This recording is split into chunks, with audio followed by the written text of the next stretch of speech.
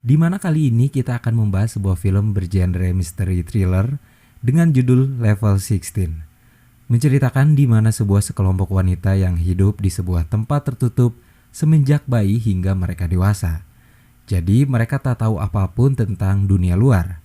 Langsung saja kita mulai ulasan alur cerita filmnya. Film dibuka dengan memperlihatkan beberapa wanita berseragam menonton sebuah tayangan di televisi. Kemudian malamnya mereka tertidur dengan waktu sudah terjadwal. Ada seorang wanita bernama Vivian tak bisa tidur. Pelan-pelan ia buka kayu tempat tidurnya. Di sana ia mencoret papan itu sebagai tanda, entah itu untuk apa. Besoknya, rutinitas kembali dimulai. Di sebuah ruangan, datang seorang wanita bernama Brixie. Brixie memberitahu kalau ada 3 orang yang akan naik level menjadi level 16, yaitu Rita, Ava, dan Vivian. Kini mereka mendapatkan teman baru di sana. Di sana ia ketemu seorang kawan lamanya di level 13 bernama Sofia. Tapi hubungan Sofia dan Vivian tak begitu baik, karena ketika mereka di level 13, mereka pernah berselisih. Sekarang rutinitas yang baru kembali dimulai. Besoknya di level ini mereka disuruh untuk meminum sebuah vitamin. Kemudian setelah itu mereka semua makan. Mereka semua memang sudah berada di sana semenjak mereka bayi. Jadi mereka tak mengetahui dunia luar itu seperti apa. Mereka hanya disuruh patuh aturan yang berlaku di sana, untuk tidak marah dan untuk tidak berbicara dengan nada tinggi. Sampai akhirnya mereka akan diadopsi oleh keluarga kaya dan akan mendapatkan hidup yang lebih baik. Itulah yang mereka semua tahu. Suatu hari Sofia menghampiri Vivian. Di sana ia memberitahu sesuatu yang jelas membuat Vivian sedikit kaget. Sofia bilang, "Jangan sampai kau minum vitamin." Sekarang mereka semua meminum vitamin itu, lengkap dengan CCTV di depannya yang melihat ke arah mereka. Jelas di belakang itu semua ada seseorang yang mengawasi mereka. Setelah itu Vivian ke kamar mandi. Di sana ia buang vitamin itu. Ia mengikuti apa yang disuruh oleh Sofia, meskipun ia tak yakin apa yang dilakukannya benar atau salah. Malamnya, Vivian kembali tak bisa tidur, tapi yang lain sudah tidur dengan begitu lelap.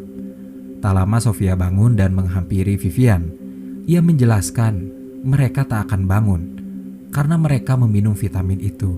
Bukan hanya itu, ia menjelaskan kalau sebentar lagi Brixie dan penjaga akan datang dan membawa salah satu dari mereka. Kalau kau terpilih nanti, pura-pura tidurlah.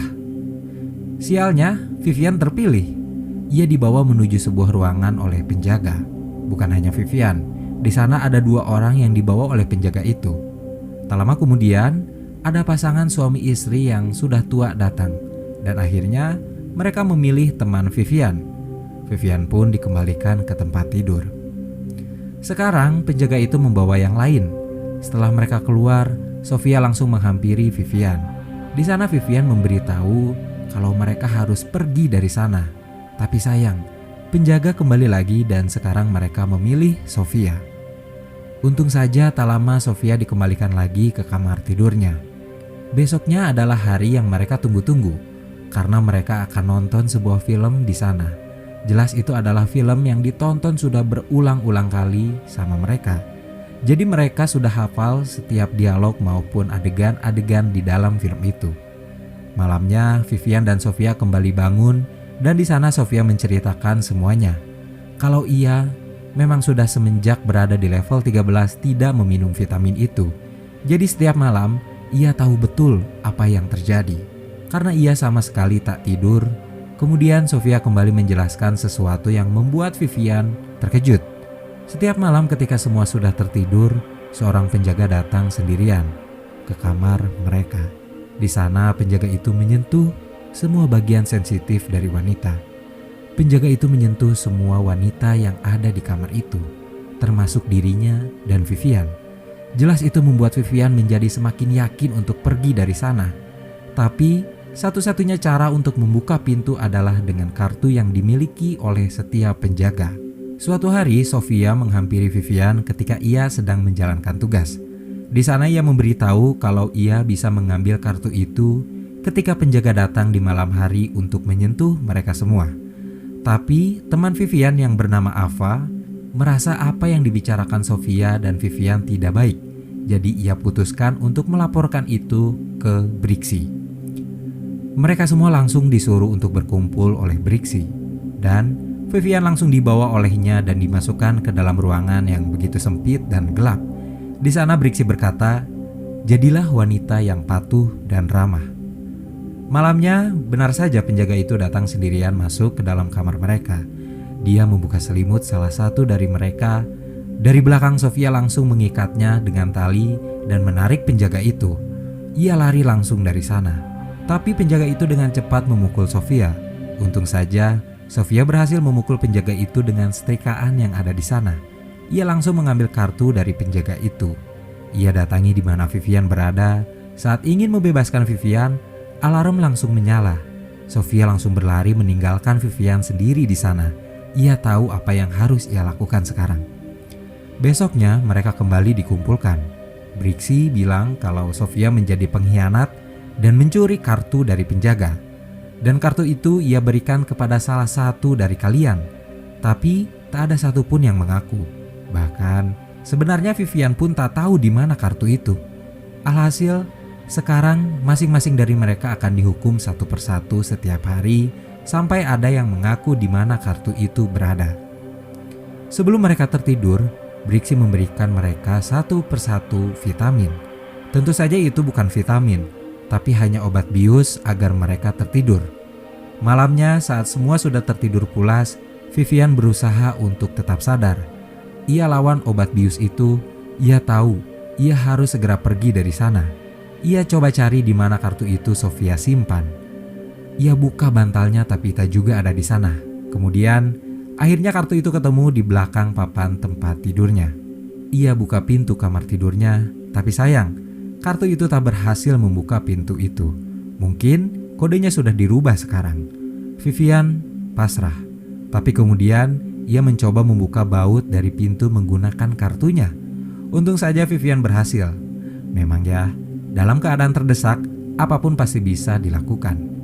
Kemudian Vivian menghampiri Brixie berada. Di sana ia menanyakan keberadaan Sofia. Brixie pun memberitahu keberadaan Sofia. Tapi setelah itu ia langsung menyerang Vivian untuk membiusnya. Untung saja dengan cepat Vivian berhasil menghindar dan memukul Brixie dengan lampu. Vivian pun langsung membius Brixie. Sekarang Vivian berhasil keluar. Di depannya ada pintu yang bisa langsung menuju keluar dari tempat itu. Di sana ia melihat bulan untuk pertama kalinya. Tapi pelan-pelan ia sadar kalau ia harus menyelamatkan Sofia. Ia pun langsung turun ke bawah mencari keberadaan Sofia. Di bawah pelan-pelan ia cari Sofia. Keadaan di sana begitu hening dan gelap. Sampai akhirnya ia pun berhasil menemukan Sofia. Sofia merasa bersyukur akhirnya Vivian mencarinya. Tapi tangannya terikat.